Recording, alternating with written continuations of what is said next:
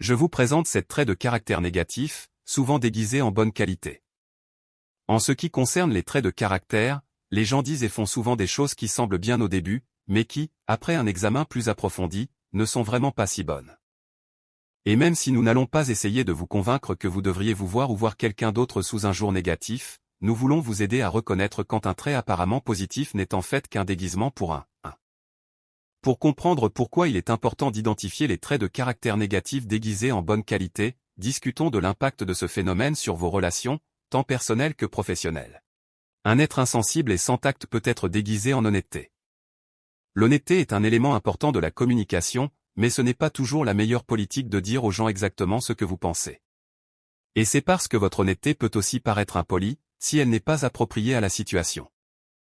Il est facile de dire des choses sans tenir compte de la façon dont elles affecteront l'autre personne, mais si vous n'avez pas de tact ou avez tendance à être insensible, vous finirez probablement par dire quelque chose qui blessera les sentiments de quelqu'un ou le mettra vraiment mal à l'aise.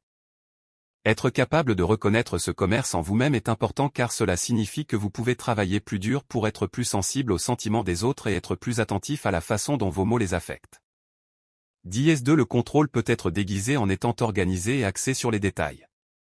Être organisé et soucieux du détail sont souvent considérés comme de grandes qualités à avoir, mais ils peuvent aussi être le signe de quelque chose de moins positif.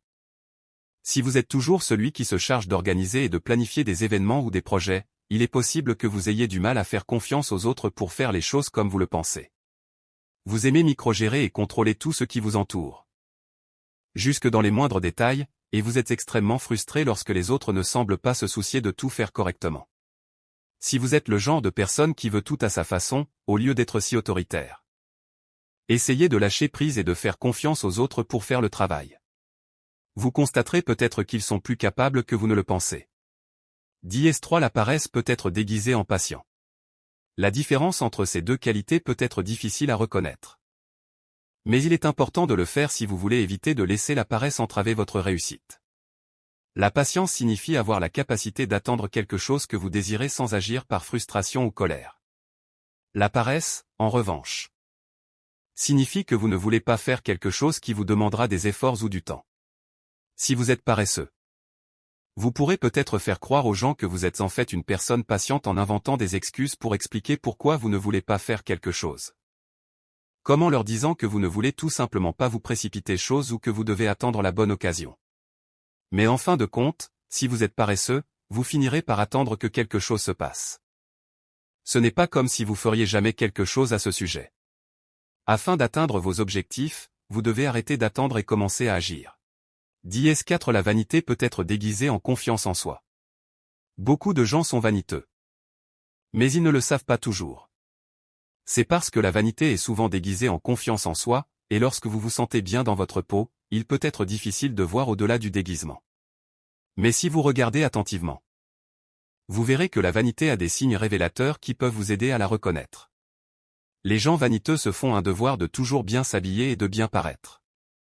Ils passent des heures devant le miroir et sont trop soucieux de leur apparence. Ils ont généralement beaucoup de selfies sur leur téléphone. Et ce sont eux qui ont tendance à se faire soigner par des soins esthétiques et des chirurgies plastiques. Bien qu'il n'y ait rien de mal à se soucier de son apparence, cela peut être très peu attrayant et rebutant s'il est poussé à l'extrême. 5. Être exigeant peut être déguisé en ayant des normes élevées. Bien qu'avoir des normes élevées ne semble pas être une mauvaise chose, vous devez être prudent avec celui-ci. Si vous êtes exigeant, vous pourriez penser que vous vous en tenez simplement à des normes plus élevées que les autres, et vous pensez probablement que vos demandes sont raisonnables et justifiées. Mais la vérité est qu'être exigeant n'est généralement pas très utile pour quiconque est impliqué.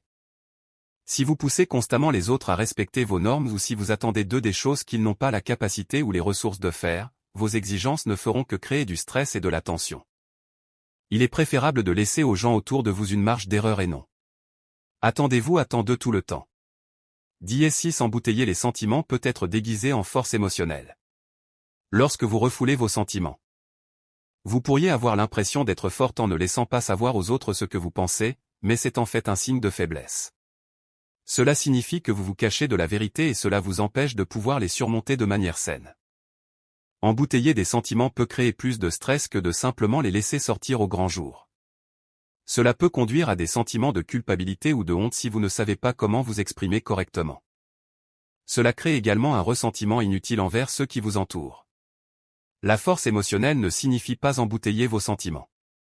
Cela signifie être capable de s'exprimer efficacement afin que les autres sachent où vous en êtes. 17. Être critique. Peut être déguisé en ayant de bonnes valeurs. Bien sûr, avoir de bonnes valeurs est une bonne chose. Cela signifie que vous vous souciez du monde et que vous voulez en faire un endroit meilleur. Le problème commence lorsque vous commencez à juger les autres pour des choses qui ne valent pas vraiment la peine d'être jugées en premier lieu. Lorsque vous vous permettez de porter des jugements. Vous agissez souvent selon vos propres préjugés et ne faites pas confiance à la capacité de l'autre personne à prendre ses propres décisions. Si vous jugez quelqu'un pour avoir une opinion différente ou pour faire certains choix, alors vous vous placez intrinsèquement au-dessus de cette personne. Vous dites que votre voix est la bonne et que la leur est fausse au lieu de supposer que quelqu'un fait du mal. Les choix. Dans la vie. Vous devriez penser à ce qu'ils peuvent traverser et à la façon dont vos paroles et vos actions peuvent les aider à traverser cette épreuve. Parfois, la chose la plus importante que vous puissiez faire pour les autres est simplement d'écouter.